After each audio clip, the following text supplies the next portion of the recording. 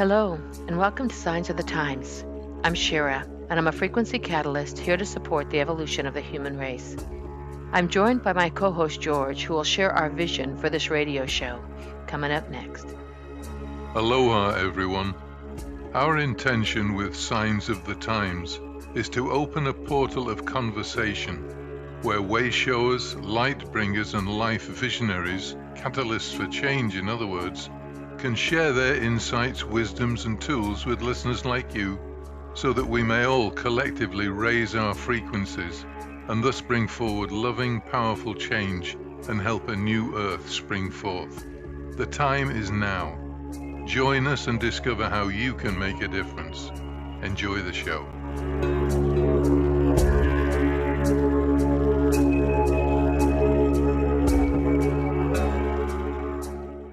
Hi everybody, welcome again to Vibrationally Sounds radio show, and we've got a very special show for you here today. As with many successful therapists and life guides, the universe directed Garret Sanford's journey into his current cranio-sacral pathway via a personal need to heal and repair what he terms a stubborn injury. He was already working in psychoneuroimmunology, counseling people with life-threatening illnesses. His career has led him to develop a holistic mindset based around a client's inner beliefs, self-talk, and emotions, coupled with the body's natural and innate ability to heal if supported and guided back into balance, into homeostasis or coherence. He's practiced craniosacral therapy for 11 years, having trained at the McKinnon Institute in California, and undertaken additional studies with Charles Ridley, Benjamin Shield, and at the Milne Institute. He also finds the work of Franklin Sills, who was an early pioneer in a biodynamic approach to craniosacral therapy, to be deeply inspiring. Garret's a graduate of the Academy of Intuition Medicine, where he studied energy medicine and where he now supports as a training assistant.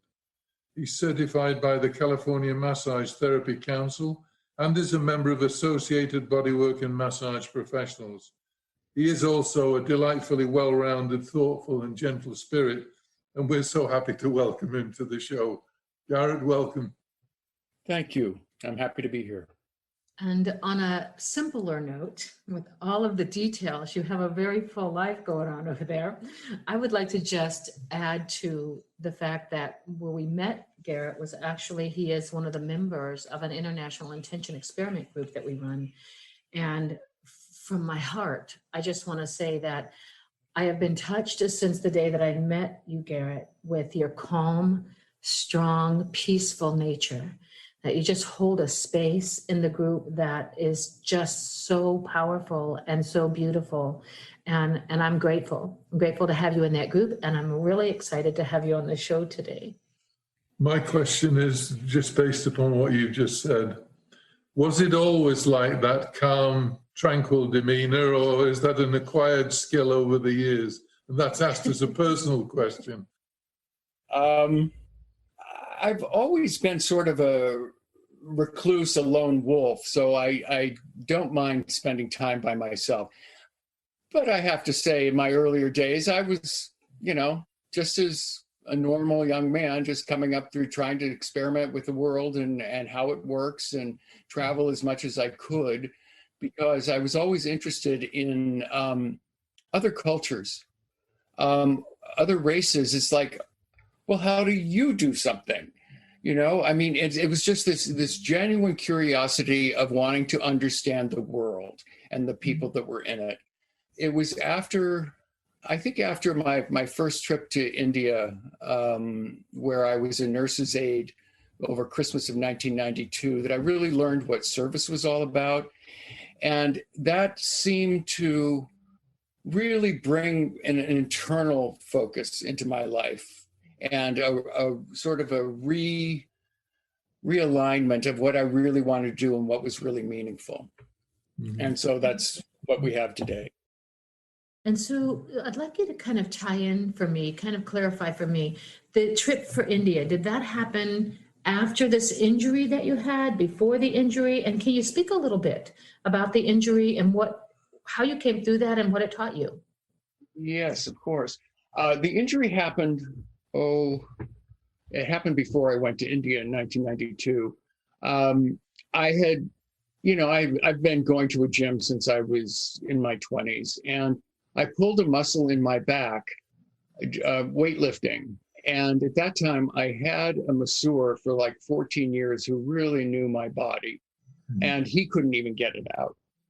And a friend of mine's sister was going through medical school at the time, and she said, you should really go see Dr. Muriel Chapman. She was a doctor of osteopathy in the Berkeley Hills. And so I made an appointment to see her, and her assistant took me out to her treatment cottage on her property. And she said, Dr. Chapman will be there in a few minutes. And in walks this very elderly, I would say she was in her maybe late 70s, maybe early 80s. Walks in, and very quiet woman. She just said, what seems to be the problem? And I told her where on my back it was aching and how I did it. And she merely slipped her hands underneath the area and just gently palpated with her fingertips that area, maybe for 10 minutes. And then she removed her hands and she said, you can get up whenever you're ready. And it was completely gone, and never came back. So I thought, this is pretty remarkable. And I thought, wow, this is really something. And so whenever I was working for a AIDS service organization here in San Francisco, we had a volunteer that used to come, a craniosacral therapist that used to come and give half-hour sessions to our clients free of charge. That was his seva, his service. And a lot of times the clients wouldn't show up. And so he'd come into the department and say, does anybody want a session? And I immediately raised my hand.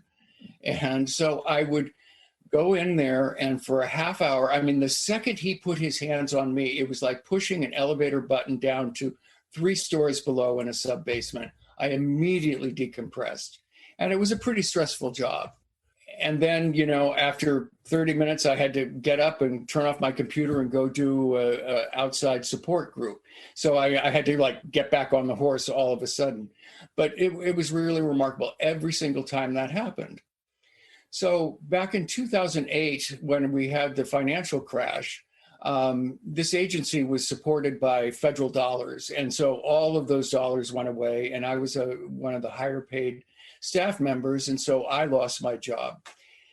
So I think it was like the week between Christmas and New Year's of that year. And I had a brochure from the McKinnon Institute that I had gone to previously for Swedish and Esalen massage. And every fall they sent out a new catalog for their offerings in the next year. And so I opened it up and it said Intro to Craniosacral Therapy. And it was for 3 weeks, twice a week, all day. And I thought, I'm going to do that. So I did it, and it was like, wow, this is really amazing.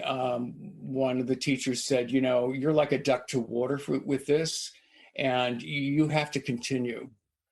So I signed up for the full certification course, and I did that, and it's always been just very, very fulfilling for me. And I still marvel at the profound effect that it has on people's lives, both body, mind, and spirit. So, because there's an assumption that everybody knows what craniosacral is, I know you guys do, I've got a vague idea. Can you kind of fill in between the lines and do some pillar by numbers for me? I would be happy to. Craniosacral therapy came out of the osteopathic tradition. So osteopaths were very popular in the last century. I know my grandmother had an osteopath. And then I think when nuclear medicine started coming in the 60s, I think the medical doctors always looked down upon doctors of osteopathy. And everything was just sort of treating with medications and vaccines and things like that. And so the osteopaths didn't want this tradition to go away. So they created craniosacral therapy. And in order to keep this ongoing tradition, you don't have to go to medical school or get a degree. You have to be certified in it, but it made it a lot easier so the more people could do this practice. There are two schools of craniosacral therapy, biomechanical and biodynamic. I was trained in both at the McKinnon Institute. The biomechanical is a little more effort on the part of the therapist, where there's a little manipulation with the tissue. And then the biodynamic is just where, and which I prefer to do because I'm just facilitating a client's process. We all have an innate healing ability. We all do. But unfortunately, Western medicine does not promote that and does not tell us that we have that. And so all I'm doing is merely accessing on a physiological level the client's autonomic nervous system. And the autonomic nervous system has two parts, the sympathetic and the parasympathetic. The sympathetic is what most people are pretty familiar with. It's fight or flight. And that's where most people are today in society. And I would say probably in the world. We're all in that. And then the other side of that coin is the parasympathetic nervous system, which is the soothing and calming. And if you've ever done yoga, usually the last yoga pose is savasana. And that's where it's that floaty, dreamy state where you know where you are, you're conscious of your body, but you're altered in a certain extent. That's because the parasympathetic nervous system has come back online. When that happens, that's when the body can really, all the different systems in the body can begin realigning themselves. And it's like the ego is sort of out of the way, you're in that dreamy state, floaty state, and everything begins to come back online. So that on a physiological level is what craniosacral therapy is doing. Now it works on other levels also. Excellent explanation. And I was certified in craniosacral many years ago too, and did that for a few years and loved it. But like you, accidents take us different directions, and mine took me into the frequency therapy world. So I kind of changed directions, but that's a beautiful explanation. And I do think the work is powerful. And I also aligned more clearly with the biodynamic aspect, because like you said, we do have an innate ability to heal. Most people are not really aware that their body can heal anything. And just bringing a person to that awareness, I think, is very valuable in their transition of taking their life back, taking their power back, and getting back into the parasympathetic and out of the mass mind mentality, which, as you say, it's fight or flight. And I think you're right. I think as a planet right now, we are resonating in that frequency, and it takes people who have diligently taught and learned for themselves how to come down, how to bring that down. And that's one of the things that I value about you. Some of the questions that we sent to you, I asked a question of you of what was your belief around the state and condition of the planet and the human race right now. What do you think is actually happening, and where do you think we're going? And I just feel like your wisdoms around this are so beautiful that I'd love to have you speak to that. Well, from my years, of sort of studying, being generally curious and studying the world and how it operates, it's just my understanding that the universe goes through cycles. There's cycles of change and transformation. Our sun has a solar cycle of 11 years where the North and the South poles will switch after 11 years.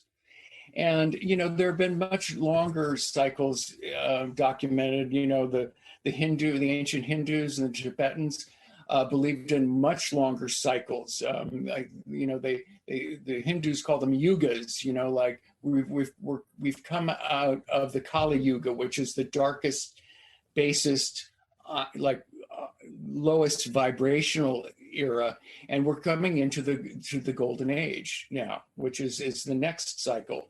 And they call them the precession of equinoxes, and they are 25,826.4 years. So that's a very long cycle, and we're coming to the end of that right now and going into the new one. And I think what we always see throughout nature is a cycle of destruction and rebirth. And I think Gaia has now reached her capacity of to sustain us. That's really my belief. And a great upheaval is taking place. And that we have desecrated our environment, and through toxic waste, through overpopulation, and we just can't. Mother Nature can't hold this anymore, and so there's this upheaval that's happening. And so I think that this is all part of a natural occurrence, and we just happen to be in a real major change. This is a major shift for all of humanity and all of Gaia. And I've always believed that, Mother Nature is going to bat last. And I think that we're experiencing an apocalypse, and there's no how-to book to do it, how to survive it. So we really need to begin to take, I think this is a great awakening, and it's an opportunity for us to really take an inventory and an assessment of what this is all about. And I think that what we're seeing is it's a clarion call to wake up to everyone. And I think what the problem we're seeing now is with this pandemic that came out of nowhere, that people in the beginning, everybody shut down. I mean, totally in the world, right? But what I think we're seeing now is just everyone has this fatigue of mask fatigue, whatever you want to call it. That there's this fatigue of not wanting to go back to normal, to January 2020 normal. That's never going to happen. It's gone. So that scares people.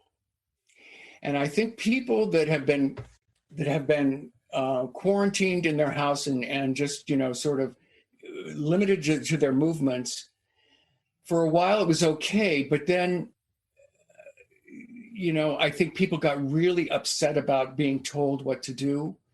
And a lot of times, the reason why we're seeing all this violence and the guns and things like that is because people have been at home. They don't know what to do. They've gone through their Netflix queues. They've distracted themselves as much as they can. And they want to just lash out. The real lesson in all of this, I think, is to go internally. It's like, what's really going on with me? But unfortunately, in a society that has, that sort of dictates your life through social media and who you follow, I don't think people really know who they really are. And I think that that's what's really frustrating to people. They know they need to do something. They don't know to look within. They're looking outwards for some sort of an answer that no one has. And so that's why when they get out there, they're just angry. And unfortunately, the only way we're going to get through this is by going inwardly and to really see what's going on. Which is why you are on the show today. Because I'm with you and I believe you are right on. And sadly, our media has taught people to look outside of themselves, and really our culture has, and I'm sure it's this way in other areas of the world too, but our culture has been very good at teaching the child to look to the authority for the answer, whether that be your doctor, the government, your teacher, whoever. We've been taught that, and that has crippled us to get still and go within. It has made us outwardly direct for everything. And those of us who are such good little students, and most of us are, learn that so well that, as you say, they don't even know that there's another place to go. They don't know that if they just got still and dropped inside, there's another whole world available. And so you bringing that forward is one of the main reasons we have you on the show today, is that my desire is to create a loving support space for people to have hope and understanding of what you are speaking, that there are other places where our answers reside. They are not outside of us. There's one thing, I was reading a book by David Hawkins yesterday called Letting Go. And he said it because he was a trained psychologist. He was talking there about how we either suppress or repress emotions or express them. So the suppression and the repression obviously goes inside. The expression is what you were talking about, Garret, where we lash out at somebody else because it can't be us, therefore it's got to be out there. And the basic concept within that book was we have to go inside. We have to face those demons that we call our emotions. And I think this is where the dark night of the soul, it's a journey no one else can take. We each have to travel that pathway on our own. And in the craniosacral work, Garret, I'm sure you are fully aware that all the things that happen in the body are a reflection of some emotional blockage or over excessive amount of or inability to contact it. So it's all in there, but they can't work with it, you know? And so that's part of your work, I'm sure. Yeah, sure. You're absolutely right. And whenever you had your craniosacral practice, I'm sure you experienced this with your clients. I have had, you know, as I say, I'm just facilitating the process. I'm not making anything happen. So when my clients get into that parasympathetic state, that they call it dynamic stillness, it's where you really get to a still point. Miraculous things can happen. I remember I was one nurse that I saw her only once, and she gets up off the table and she has this really startled look on her face. And she said to me, I just had this realization about myself. And it was the first time in her whole life. And she was a woman, maybe in her 40s or so. And she left. I never saw her again. I think one of my most interesting clients was this young man in his 30s, and he was truly a Renaissance man. I've never experienced somebody like this. He was an artist. He was a sculptor. He was a high-end furniture designer. He was a really amazing man, and he had seen me a number of times. And one day, he gets up off the table, and he says, that's really interesting. He said, 6 months ago, I had all of these plans, design plans, for furniture, colors, fabrics. I had this whole range of what my next line was going to be like, and it completely went out of my mind. And he said it all came back to me right on the table. It was all there, full cloth.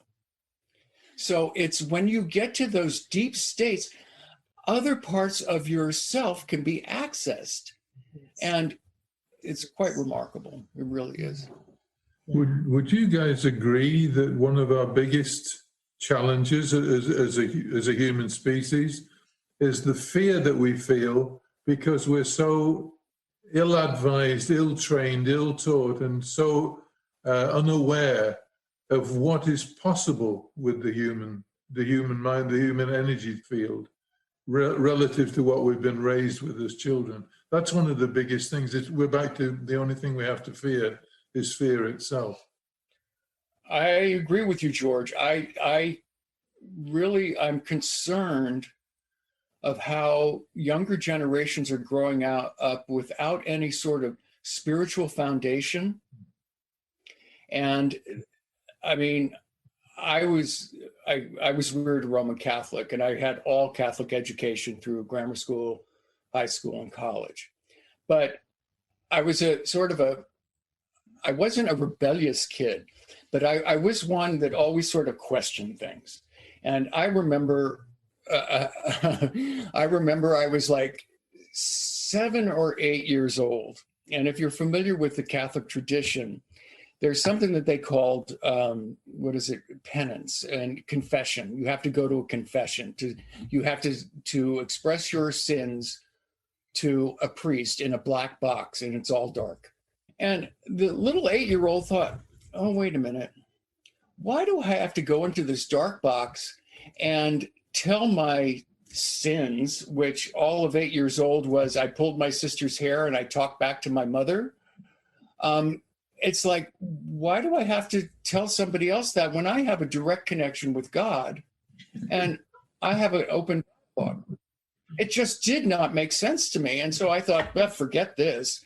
And it's just, that's my relation. That's how I started my relationship with the divine. It was just a very matter of fact thing. And then I remember I had my great sort of awakening moment as a sophomore in high school, where we took a comparative religions course. And suddenly when I saw Buddhism and Hinduism and Taoism and all that, and it was like, oh, all paths lead to the divine. And it was like, I'll follow my own path. I'll find my own path. Yeah, beautiful. And because of the teachings, a lot of people are afraid to take that journey because they're told that they have to go to the little dark box, or they have to depend on what the preacher's telling them. I was raised apostolic Pentecostal, and at the age of 7, I remember sitting in the church when we had a visiting preacher who was giving the sermon that night, and he was condemning all of us to hell and how we would burn in hell if we didn't, do it right. And I remember sitting there going, I think he misinterpreted that. Surely it doesn't say that God's going to burn us in hell if we're made in his image. Something doesn't seem right to me. And, even as this little child who had been raised so strictly in that religion, everything in me knew what you're saying, Garret, is that wait, that doesn't make sense. If I'm of God, if I'm a child of God, then I am that frequency. I am that energy. Why would I be condemned to anything? What was it that Neil Donald Walsh said that God wanted us all to know? You've got me all wrong. Yeah, that was Neil Donald Walsh's line to the person who was doing the radio show with him. You've got me all wrong. Yeah. In the last 30 seconds, just tell us what God wants us to know. That was his answer. I think that's a beautiful wisdom to open up, Garret, for people to have the faith to hear within themselves what their truth is, rather than just be directed by somebody who wears, the Pope cap or the collar or whatever our religion brings, to us. That's a really powerful piece of information, I think. This is triggering a feeling within me. Where do we acquire this faith? How does that arrive? Because that's, I'll readily admit on my journey, that's something I recognize and I don't want to use the word struggle with, but it's something that there's an ebb and flow around that. So I'm kind of curious where we get this from. And I can see you smiling, so there's an answer. I want to let Garret speak, and then okay. I will give you what I know. I think if I'll just speak of my own sort of Catholic upbringing, and which was very strict, and it was every Sunday mass, and in those old days as a young boy, I mean, it was Friday you couldn't eat meat, you had to eat fish, things like that. So it was very regimented. I think how one comes to faith is you have to demonstrate it to yourself. I think a lot of people just take it on face value and say, oh, this is what we're supposed to believe. But again, I go back to that curious little 8-year-old that, I remember, one Sunday, the pastor was just giving this fire and damnation homily. And I'm going, okay, on one hand, we've got a vengeful, wrathful God. And then on the other hand, we have God is love and the teachings of Jesus. And I thought, I'm going with the God is love because it makes more sense to me. And I think this is right. Love it. So that's what sort of established my faith. But I think everyone has to test it. You just can't take it on rote because it won't be genuine. You won't own it. And you won't have the revelations that faith can bring to you. Lovely. So I want That's to just speak to basic. something that is coming up for me in reference to hearing you talk about going with the God of love. I want to say one thing in my understanding of faith. Everyone has faith in something. You may even have faith in the fact that you don't think you have faith, but that's your belief in the moment. You know, whether we have faith in somebody outside of us to give us the answer, most of us are raised that way. We have faith that they'll figure it out, or we have faith that we're not going to be able to come up with an answer because we didn't have that training or that teaching. Everyone has faith in something. I recognize that last one. And so when you recognize that you can have faith in that, then I think, Garret, what you're speaking to is very powerful, is that we have to, in some way, shape, or form, bring ourselves into that space to experience the faith of something that will guide us into something greater than this little physical piece that we're so attached to. This is the difference in my understanding between believing in something and knowing something. You can start off, well, I believe in this. Then it's tested. And if you come through the fire, and there's no guarantee of that because that's life, on the other side of it, then you will know it. And there's a world of difference between the two. There is. One of the things I want to speak to that I think is such a powerful piece of why I so deeply resonated with the piece of Garret when I first met you is that in our upbringing of our men, in our culture, we're really, really good at making them tough and strong and rulers and protectors and all these things. And in some ways, I think that that's why the masculine figures in the religion that I was raised in could speak so strongly to the fire and brimstone, everything that would go wrong with us, because they were carrying that torch of masculinity and power. And yet, what I just heard you say, Garret, the grandest power that you brought forward was making a decision to go with the God of love. When this God over here, this condemning, wrathful, you know, he's kind of the image of the masculine perspective that we would throw on our little young boys. Big boys don't cry, stop crying, you know. In some ways, I think that's why it's so easy for people to get caught in the religious condemnations, is because it really walks hand in hand with the roles that we've given our masculines to play. And yet the true power of alignment within for a man is to make a choice to express love, because that's the biggest thing that is, like, you know, taken from them as a little boys. And so when you can do that, you really present your greatest power, I think. And I love that. I love that piece of you. And I love how easily you walk with that. Thank you. I want to hear what Garret has to say about that, because there's something that I recognize when you were talking. So Garret, after you've finished responding to Shira, something I'd like to drop in. Sure. You know, I looked at the historical character of the Master Jesus, and I just, he was kind. He accepted everyone.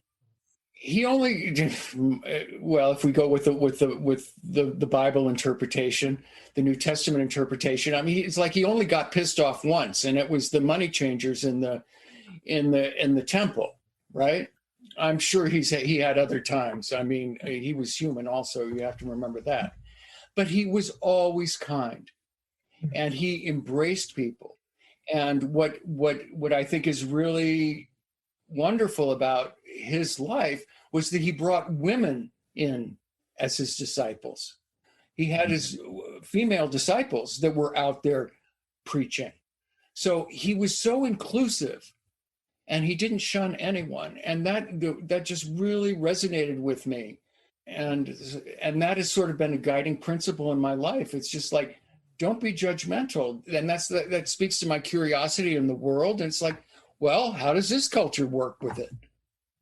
So it broadens my perspective. There's something that pops up. I never heard about female disciples. This is the first time I've even heard of it. What did I miss? Not that I'm well schooled, but most of the teachings that I was raised in was that the men were the preachers, Yeah. and the men did the teaching. It was all men, Right. patriarchal. Right. He did have females that were also the sort of the female brigade, because you know, in the Jewish society, a lot of times instruction was segregated, Yes. and so the rabbis would teach the men, and the women had to, you know, whatever maybe a female, a really spiritual woman and a Jewish woman in the community would teach the women. But he wanted to get his message to everyone. And so that's why he had female disciples, female teachers. And thank you for being strong enough to make that choice, Garret. And I think that that will open up a portal for other men to stand in their own power and say, wow, I don't have to do it the way they said. I can do it how I feel, you know, and that again will start opening the aspect of being able to feel, because I do think that that's where a lot of our damage in our culture comes from, is the shoving down of our emotional feelings. And, you know, I aspire to the kindness of Jesus. And during my childhood and young adult years, I had a lot of anger buried from abuse as a child and didn't know what to do with it. And it was buried for a long time. And when it started to come out, rather than come out like raging, screaming, I cried and I cried and I cried. And that was how I released my anger. It doesn't matter. Doesn't matter how you release it, but you have to bring it up and be with it. You have to look at it. You have to experience it and release it in order to have the movement in the body that is healthy. And, you know, my understanding from the work that I do, and a lot of this is integrated with the craniosacral that I did years ago, is that when we work on the energetic level, when we get into the aspects of the energy, which is first presented in our bodies as an emotion, that's the first energy from the spirit world that we get to physically feel as an emotion, that's the avenue. I mean, this is what we see in little babies. They just emote. If they're happy, they laugh. If they're angry, they cry. If they're hurt, they scream. They just do what they feel. And when it's done, and they go on to the next thing, you know, like animals.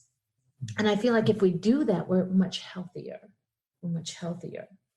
I'm curious, you spoke in some of the information that you sent to us about technology on the planet and how painful it is for us in a lot of ways. I'd like you to speak to that if you would. And then also I'd like to ask the question, do you have a concept or a way of understanding that you think this technology could actually be a powerful tool for us rather than the distraction that it has become for so many of us? Well, I think we're witnessing very clearly the power and at the same time the destruction of technology that's happening to society. I think that technology is a very powerful tool. It certainly has shown us how it links each and every one of us because we are a global community. I think that's probably one of the number one lessons, that we're not really separate. We're all in this together. We are all in a global community. And we find out what happened, you know, in China in a nanosecond, you know?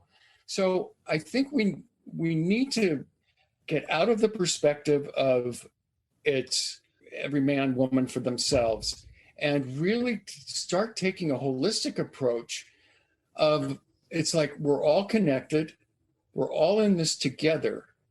And so what we have to do is harness the power of this technology in order to bring us together and to show us that we're all really one family, one unit on Gaia.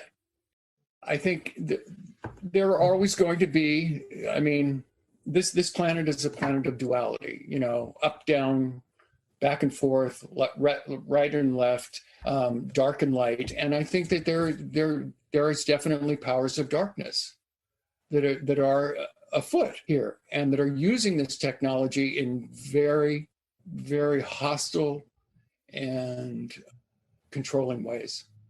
And I think we have to be aware of this.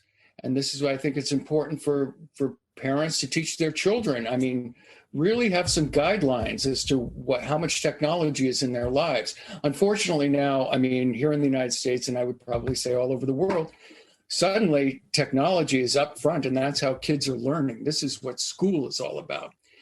So we really have to be very diligent in how we use the technology, I think.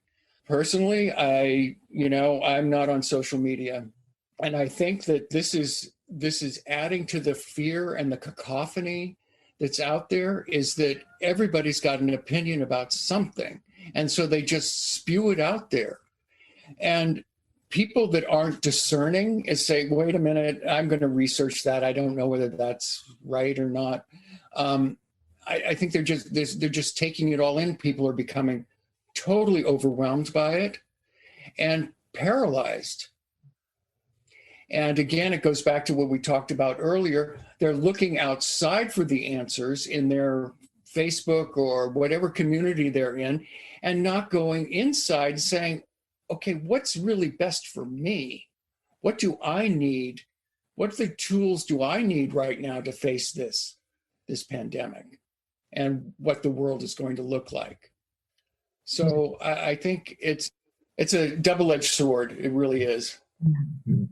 Yeah. And so my understanding of that force that you're talking of, that you call the darkness, is that I've stepped into a space in my life in the last year or so where I've come to what I can only describe as a divine understanding, I think, is that every time something comes up for me that looks like it's in any way, shape, or form something bad for our planet, for humanity, I take a deep breath and I go inside and I just say to Spirit, show me the value of this. Help me understand. Help me understand. A divine understanding is a tool of the master, I think. And so I have come to the understanding of, in my language, I even try not to use those words. But like you, I don't think we turn a blind eye. That's not the wisdom of our growth and our expansion. I think what I do is I say, okay, in order for us to fully wake up, this is what I think all the turmoil is about. We must first see it. We must see the thing that we have done to poison our planet, poison our brothers, poison our way of life. We must see those things clearly. And I think this technology thing, like you said, we are one. And finally, because of technology, we have the connection where we can connect with somebody on the other side of the planet in real time right now, and now we understand, oh my gosh, they might be days away from us in travel, but they are existing on this planet in the moment that we are existing. They are alive too, functioning on this planet as part of our whole. And so that piece, I think, is that the wisdom of seeing the turmoil, the angst, all of the Black against white, the government against the people, or government against government, state to state, as you said about the cycles, we're in the cycle right now that we lost some very great civilizations in. But because we have a connection with so many, I think we can assume the wisdom of the one, that we finally have enough understanding. We've seen enough civilizations perish before us, and we know now enough about these cycles that you spoke to, that, oh my gosh, we're in it. Now it's up to us. Now it's up to us to make the decision to save Gaia and to save our brothers, rather than to protect ourselves against everyone else. It's like, no. If we go into the protection mode, we become part of the problem. But if we look at what is happening out there that is dangerous or hurtful, and we say, what can we do? In this moment, what can we do? And that's really all any of us can do. You know, we're not going to take on that dark force that you call the dark force. We're not going to take that on. We're going to take on whatever space we can in our community, in our own home, in our backyard, where we can make a change. I just wanted to comment on what you said, Shira, about yourself. And when you don't know an answer, you go within and you ask for some sort of direction. You see, that's something that everyone can do. We all have guidance. It's just you have to, again, it goes back to faith, George. You have to have faith that that guidance exists and have had to have demonstrated that to yourself. So that's the demonstration of the faith. But trusting, then, it's like get quiet, and I don't care how you do that, whether you meditate or just go sit in the garden or whatever. It's just get still. It gets to that place of dynamic stillness. And so where you can just sit and ask and just say, I don't know what to do. And again, this is humility and surrender. And just say, I don't know what to do. Show me.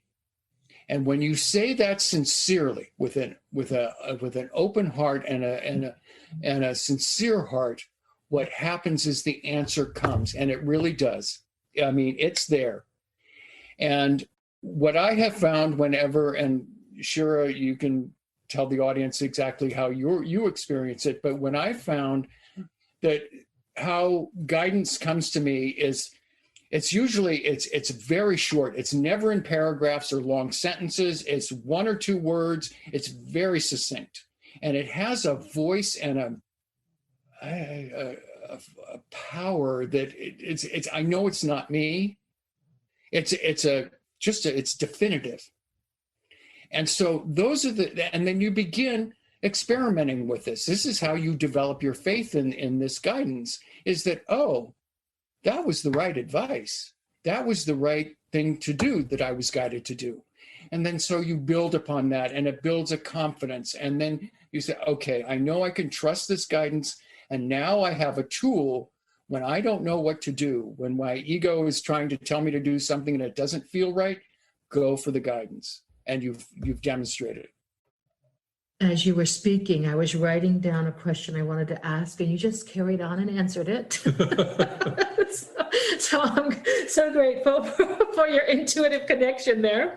And yeah, that's really beautiful. And I think, you know, one of the things is that sometimes when I ask, I don't always get an immediate answer.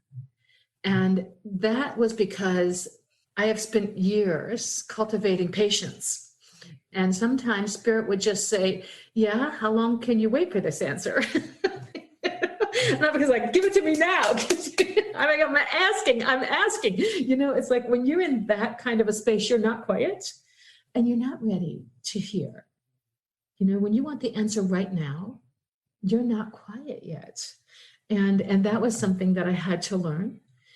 Is that what you're speaking to, Garret, is so powerful that whatever space it is that can bring you into that still calmness, and for some people, nature doesn't do that. For some people, it's close the bedroom door, cut out all sounds, close your eyes, get in the dark. You know, it's different for everyone. And it's important that you figure out what that space is for you. But ultimately, like you, when I get an answer, it's very just short, sweet, and right now, and it's done. And I no longer question, but there were times that I would say, can I trust that? Because that doesn't sound like it's going to make me money. Can I trust that? That doesn't sound like, you know, there's all this kind of, the intellect would go, oh, now that's silly.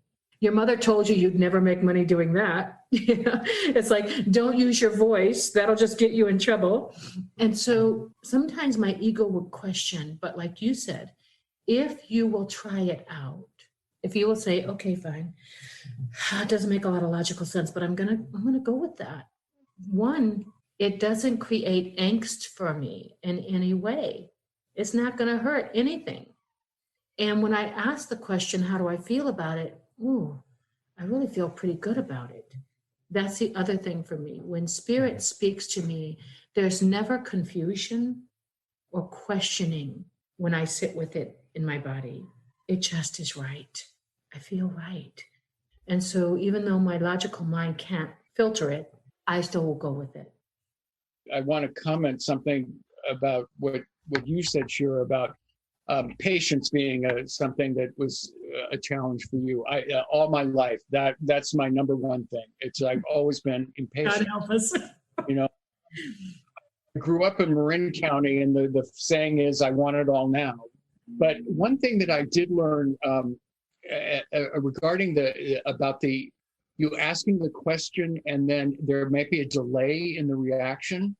I learned this at the Academy of Intuition Medicine when I studied there. And I had asked why I wasn't shown something. And the teacher said something that was very, very interesting to me. He said, "Your soul was not ready to have it revealed to you yet." And it's, oh, okay, like my life hadn't caught up to what the real lesson was. Yes. And so your soul, which is your biography of all the lifetimes you've ever had, it has a wisdom. And it's not going to give you some information before you can handle it. Yes. And that to me was one of the greatest teachings that I got there. That's so beautiful, Garret.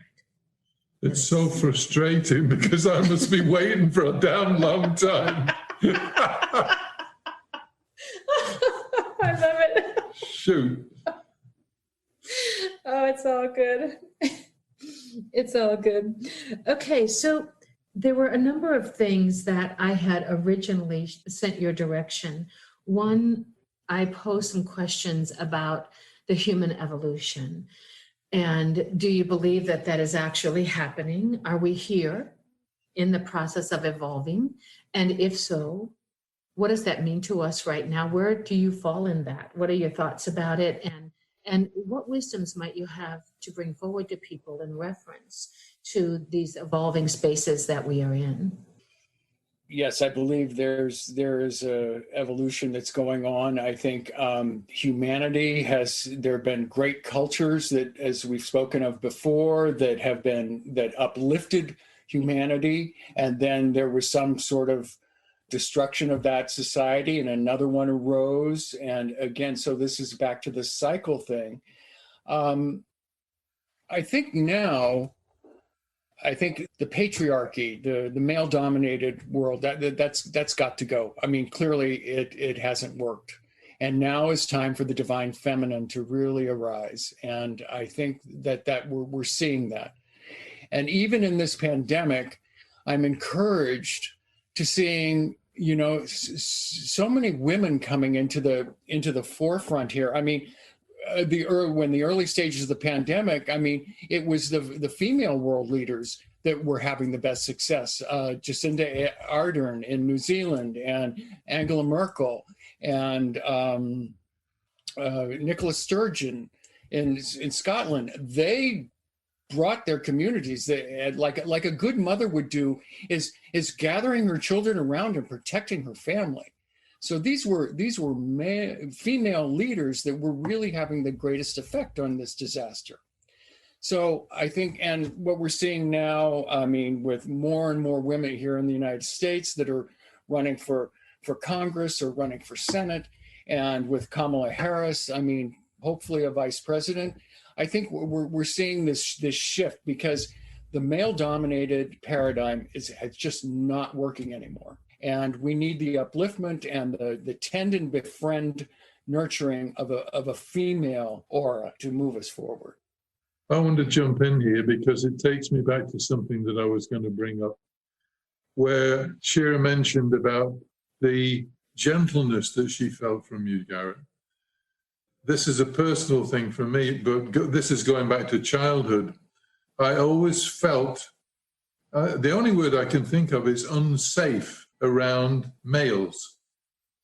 Now, where that came from, I'm not quite sure, but I'm very much aware that when I sense somebody who has a gentle demeanor, a male with a gentle demeanor, my whole dynamic around them shifts. And it's a place of trust, it's a place of faith, if you will.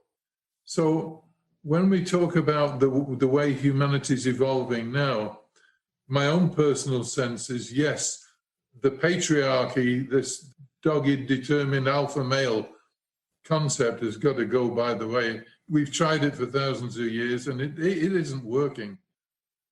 But rather than swing the pendulum all completely the other way and make it all matriarchal, I'm looking to bring in the masculine energy that has humility, that has gentleness, because it's all part of it's part of the humanity anyway. We're all just minor isolations, male, female. If we can get male and female together in that gentle, nurturing space, that to me is the pathway forward. Well, everyone, this conversation continues on our next show. We covered so much ground with Garret that it ran into a second hour. Come and follow the dialogue with us. Meanwhile, may your every now be truly magical for you. See you on the next show. Aloha.